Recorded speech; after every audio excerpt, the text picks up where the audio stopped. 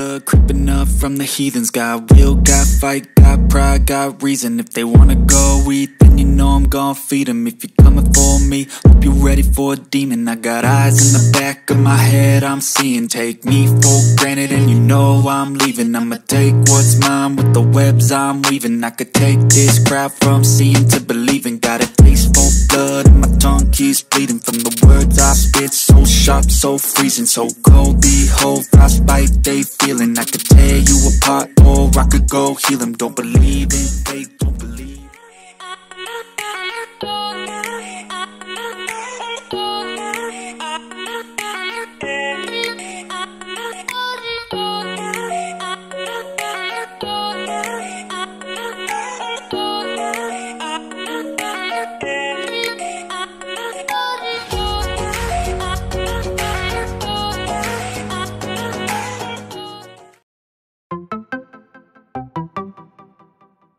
Pakita ko lang sa inyo mga KMR yung nangyari sa anim kong sapatos na halos sunod-sunod silang nasira. Kaya mapipilitan talaga akong bumili ng sapatos eh. Ito, isang mabilisa lang mga KMR.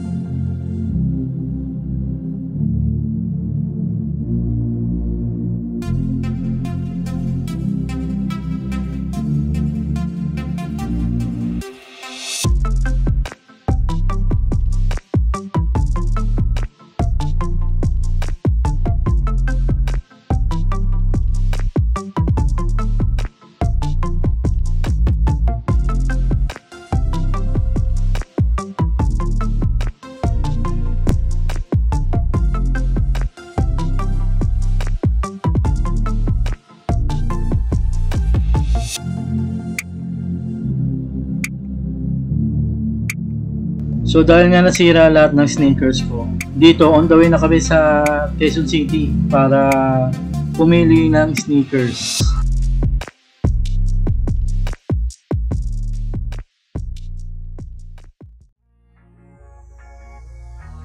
So nandito na ako mga KMR sa Quezon City, sa Dapitan Street, corner Riga Street. Yan yung address ng sneaker, Twinkle Toes Sneakers sa Quezon City.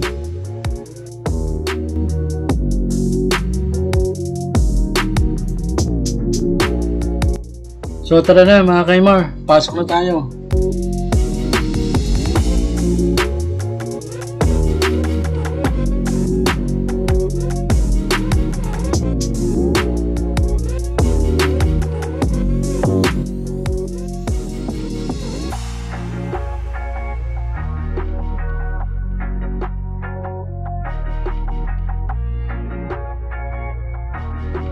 Sa maraming J1 low dito, nagagandaan ako sa J1.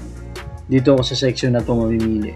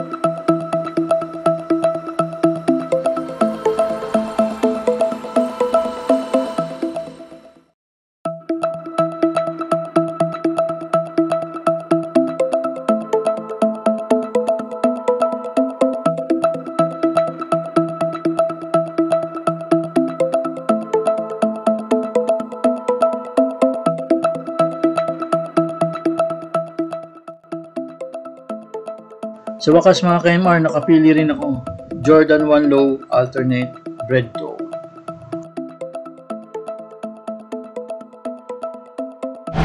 So mga KMR, nakabili na ako ng Jordan 1 dito sa Twinkle Toes.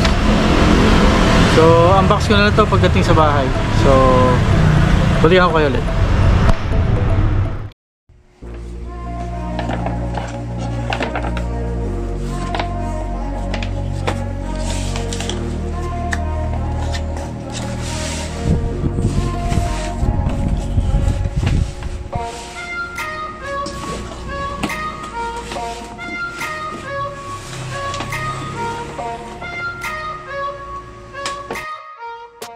So ito yung box mga KMR. So meron siyang Jumpman logo dyan.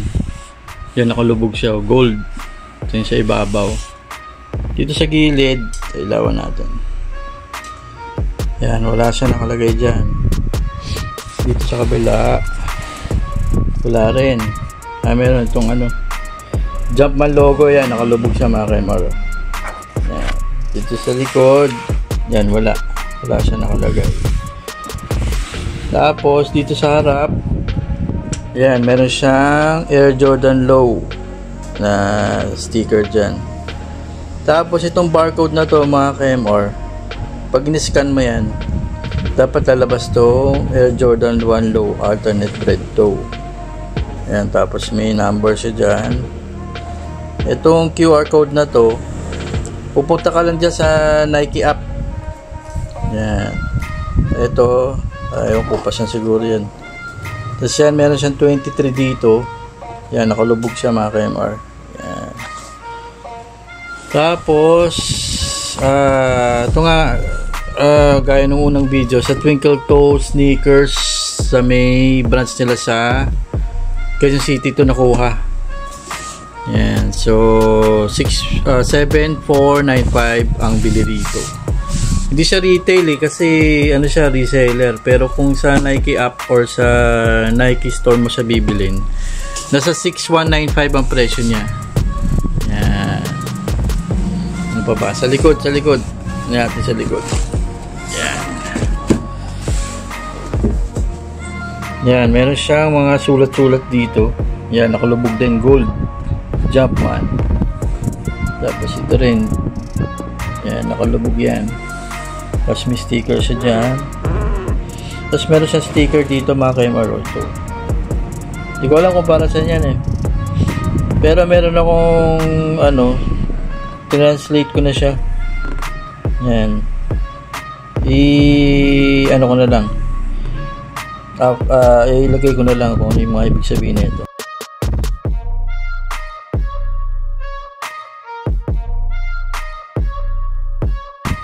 Comment down below na lang mga KMR bakit siya may sticker dito.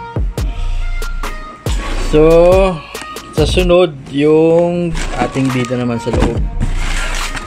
Okay, so buksan naman natin kung ano yung laman sa loob mga KMR. So dito, normal na paper. Meron siyang mga printed na 22. Dito sa box, meron siyang number dito mga KMR. Yan, nakita nyo. Yan o. Yan ko, anong para saan yan. The rest wala na mga KMR. So ganito yung pagkakabalot nila mga KMR. Yan. Tapos, so ito yung sapatos. Yan. So labas lang natin mga KMR.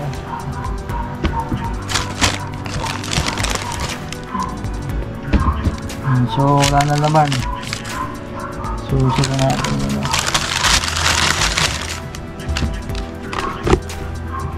So ito ang ating bida, Jordan 1 Bread Toe.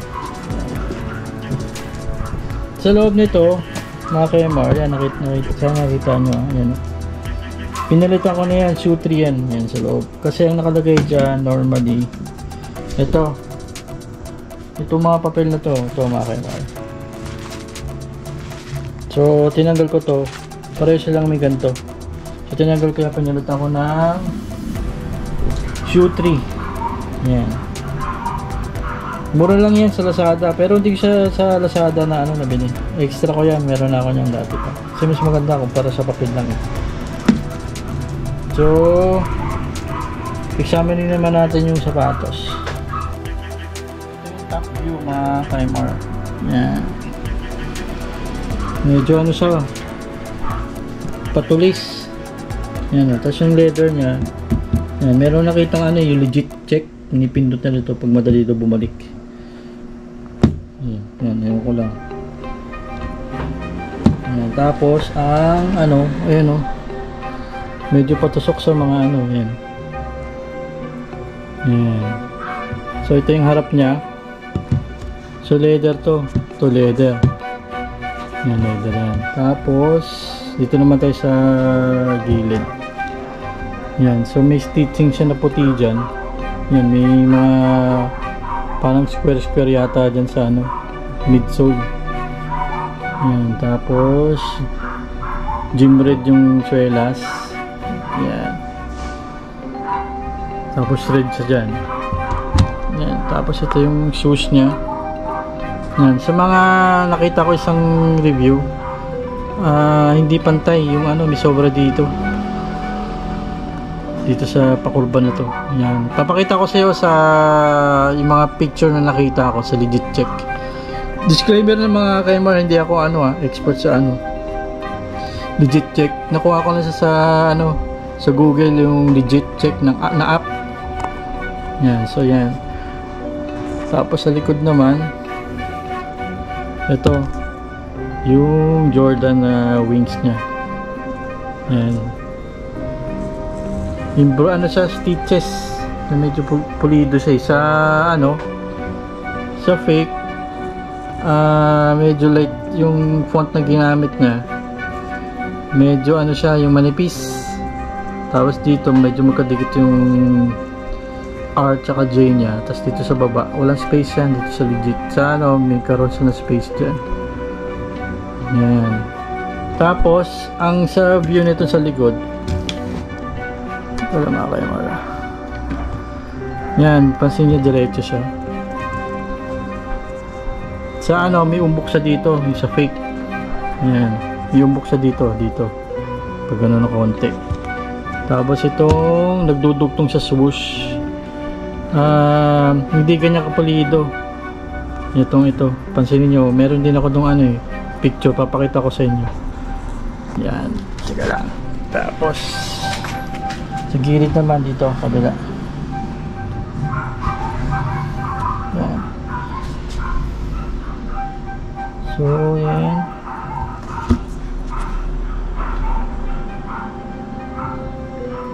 Yan, so, yung itsura na natin. Pagkabili ko na ito, nakatali na siya itong lace na to. Itong wax laces na to. Installed na. Nakasintas na siya. Tapos dito sa ano niya, cork sa loob. So dapat ganito yung itsura niya mga Kaimar. Kita nyo ba? Teka lang, gawa natin. Yan ang mga Kaimar. Yan, dapat ganyan ang itsura niya. Hindi ko na matanggal yung ano kasi may legit check din yung ano. Tinanggal mo tong cork kasi nakadikit siya ayoko namang baka masira. Tapos ang tag, size tag niya sa loob, ito dapat yung tsura mga Kaimar. Para makita nyo. Yan, dapat ganyan. Yung sa fake kasi ano tika na malabo. Yung sa fake kasi medyo manipis saka malabo yung pagkaka-imprenta. Yan, meron din akong picture nyo, papakita ko sa inyo mga Kaimar.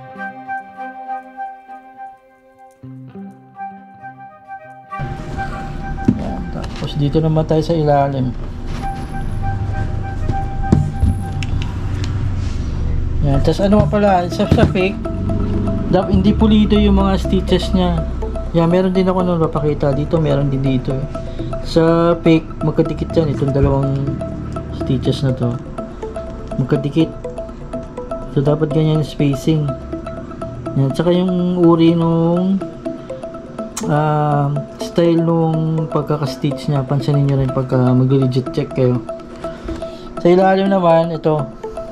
Malabo. Sa ilalim, so ito yung tsura niya. Yan, may mga stars siya dito. Yan. Dumi-dumi siya dun. Napit ko kasi sa shop to pero hindi ko pa siya nagamit. Yan, so kita nyo siguro yung texture. Yan, tapos sa fake, itong ginamit niya na font dito, medyo makapal ito, medyo ang sa legit. Ganyan dapat ang tsura nung niya, font na ginamit. Pero ayun ko lang kasi pagaling yung paggawa ng fake eh.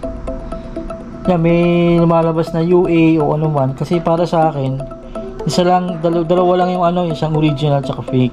Hindi ako against sa fake mga KMR Pero sabi ko yun ang doon kayo comfortable sa hindi sa original. Okay lang naman yun, pero siyempre medyo mahal ang bili ko rito, 7,495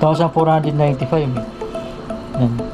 So ano pa ba, kalimutan ko yan. Tapos meron na napanood na review, pag pinalo nyo to, tunog watermelon, sa fake daw tunog coconut. So try natin mga KMR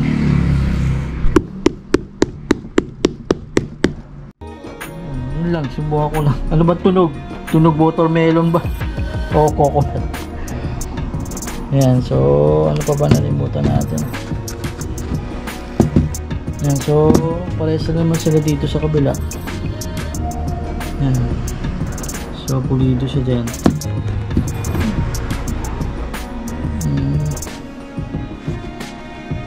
Camera. So premium leather na may ginamit dito. Yan, dito pala sa Jumpman logo. Dito sa Jumpman logo mga lang. So dito naman sa Jumpman logo.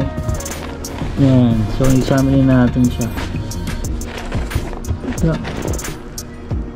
Yan, sa fake medyo mataba siya tsaka hindi pino o hindi batawag doon, hindi maayos yung pagkakatahi niya, hindi katulad na ito. Yan. Tapos itong binti na to dapat medyo nakatupi. Yan, kung kita visible yung mga camera. Yan, medyo nakatupi siya dyan. Tapos sa fake, yung bola niya dyan medyo malaki. Dapat ganyan lang, isa lang kasing size niyan. Tapos yung kamay niya dito dapat yan, klaro. Yan, tignan lang ang labo. Yan, dapat klaro yan yung daliri niya dyan sa dito. Yan, so dito sa kabila. So hindi mo talaga mapapansin kung kukumpara mo sa fake mga KMR hindi mo siya mapapansin na fake siya at unless na tumingin ka o mag-research ka kung ano yung itsura ng fake. Tapos maganda siguro kung meron kang available na fake pair. Yan, so talagang mapapansin mo na fake siya. So sa sunod siguro na video, yung mga on foot nitong Air Jordan alternate red toe.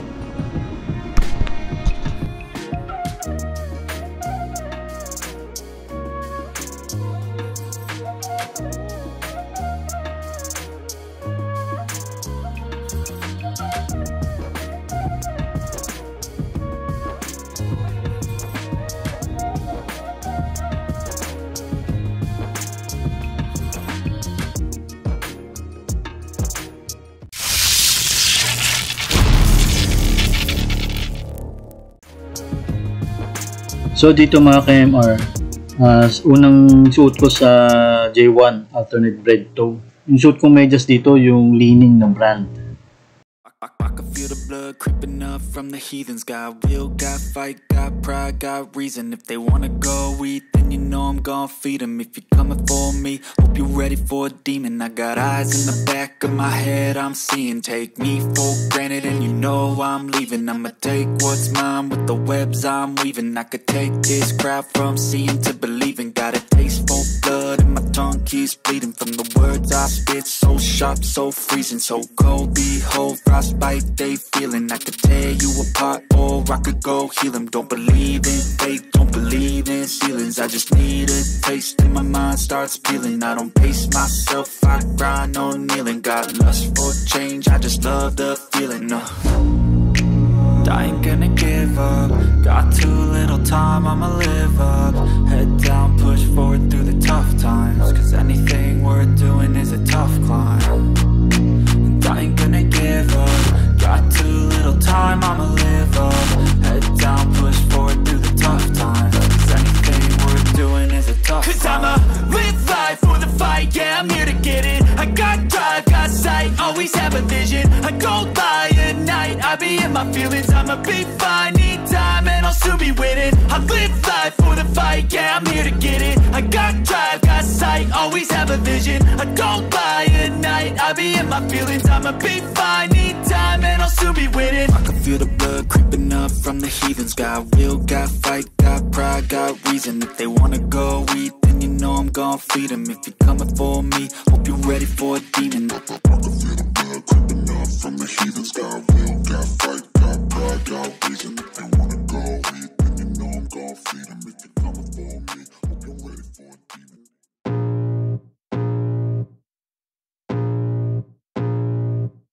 I can feel the blood creeping up from the heathens. Got will, got fight, got pride, got reason. If they wanna go eat, then you know I'm gon' feed them. If you're coming for me, hope you're ready for a demon. I got eyes in the back of my head, I'm seeing. Take me for granted and you know I'm leaving. I'ma take what's mine with the webs I'm weaving. I could take this crowd from seeing to believing. Got a taste for blood and my tongue keeps bleeding from the words I spit. So sharp, so freezing, so cold. Behold, frostbite they feeling. I could tear you apart or I could go heal them. Don't believe in fate, don't believe in ceilings. I just need a taste and my mind starts peeling. I don't pace myself, I grind on kneeling. Got lust for change, I just love the feeling. I ain't gonna give up. Got too little time, I'ma live up. Head down, push forward through the tough times. Cause anything worth doing is a tough climb. And I ain't gonna give up. Got too little time, I'ma live up. Head down, push forward through the tough times. Cause anything worth doing is a tough climb. Cause I'ma live life for the fight, yeah, I'm here to get it. I got drive, got sight, always have a vision. I go by at night, I be in my feelings. I'ma be fine, need time and I'll soon be winning. I live life for the fight, yeah, I'm here to get it. I got drive, got sight, always have a vision. I go by at night, I be in my feelings. I'ma be fine, need time and I'll soon be winning. I can feel the blood creeping up from the heathens. Got will, got fight, got pride, got reason. If they wanna go eat, then you know I'm gon' feed them. If you're coming for me, hope you're ready for a demon.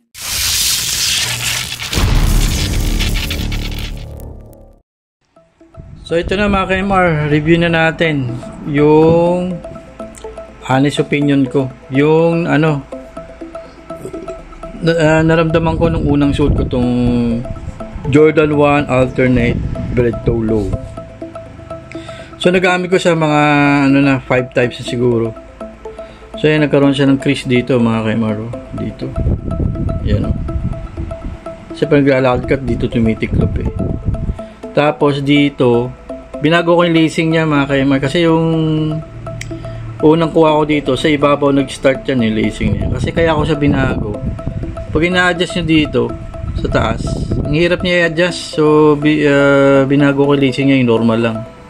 Tapos nilagay ko siya dito, nilace ko siya dito sa ibabaw. Yan. Yan.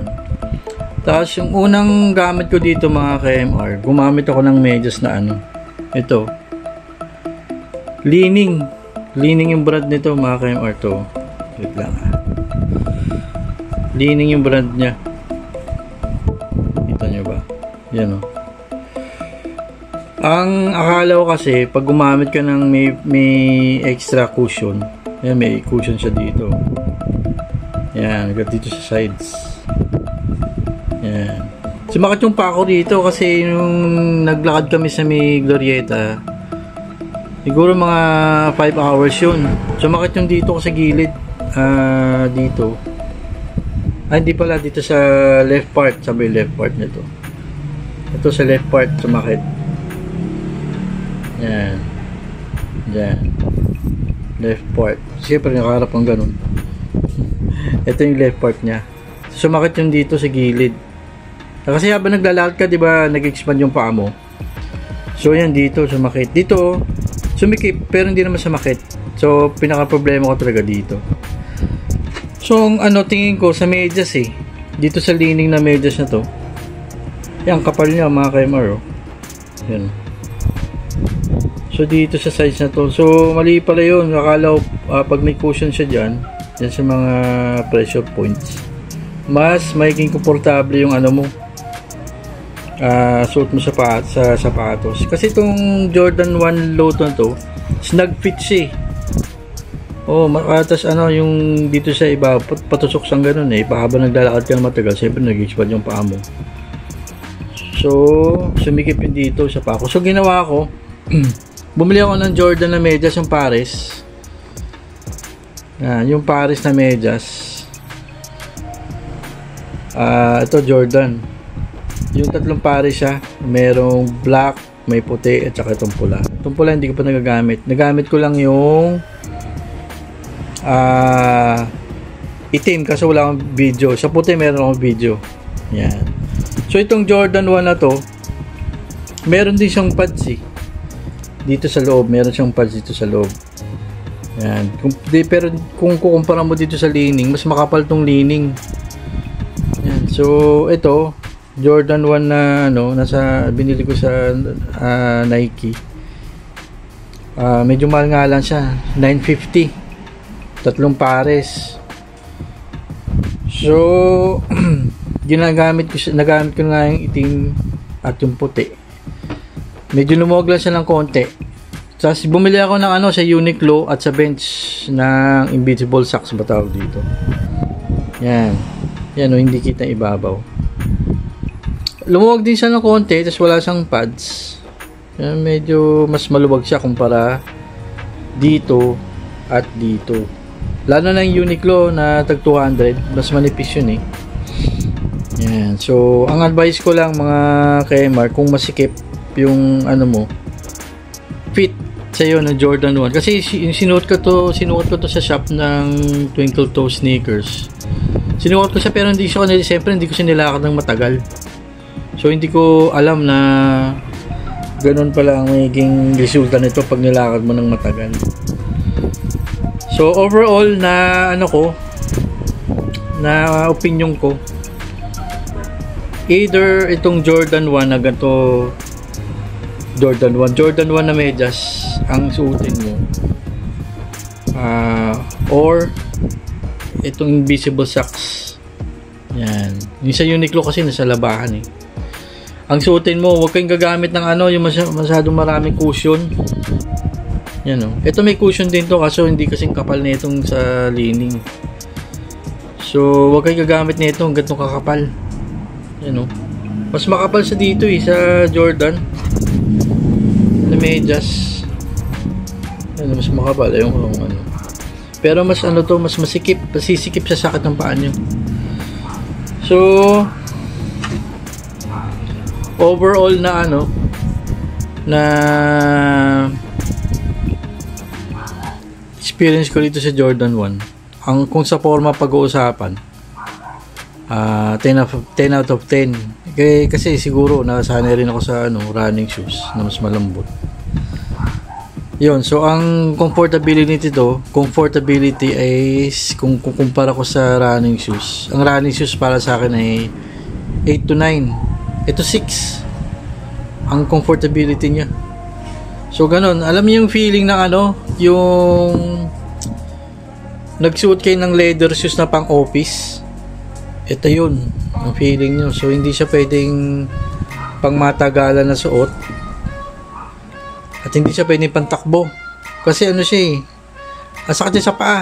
Honest opinion lang mga KMR sakit niya sa paa. So okay lang to, pamporma lang. Pero yung performance, wala talo to mga KMR. Honest lang mga KMR So yun, 4 to 5 times ko na siya nagamit yung madumi pa mga KMR. Yan, nagkarolan siya ng upod dito sa huli. Ayan kung kita nyo mga KMR. Yan dyan. Pero dito, wala mag-aano. More on dito sa huli siya nag-upod. So yun, advice ko lang, huwag kayong gagamit ng makapal na medyas na maraming cushion. Hindi dito sinasabi ko sa leaning. Ito, huwag kayong gagamit nito. Okay na yung invisible socks. Gamitin nyo. Yung nga, maikli. Maikli yung ano ba yun? Maikli, yan o. Yung hindi visible dito sa ibabaw. Yan. O kaya Uniqlo. Tapos pag nagkaroon pa rin kayo ng hindi kayo komportable, nasa lacing yan mga KMR. Try nyo na mag-experiment. Yan. Nasa lacing yan. Yung sa akin, hindi ubra yung yung walang lacing dito sa ibabaw. Hindi ubra. Tsaka yung stock lacing sa ibabaw nag-start. So, ang sa akin, ito yung naging comfortable ako gatong lacing. Tapos, hindi ko siya masyado hinihigpitan dito sa ibabaw. Yan. So, yun lang mga KMR. Masaya naman ako dito kasi sa buong buhay ko. Nagkaroon lang ako ng pangalawang Jordan ko pa lang to. Yung unang Jordan ko nung high school pa. Jordan 4 Breads. Second hand ko pa nabili yun. So, okay naman siya.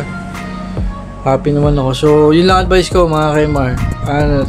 Kung masikip, hindi kayo comfortable sa feet, nasa medyas yan. Dapat hindi kayo gumamit ng masyado makapal.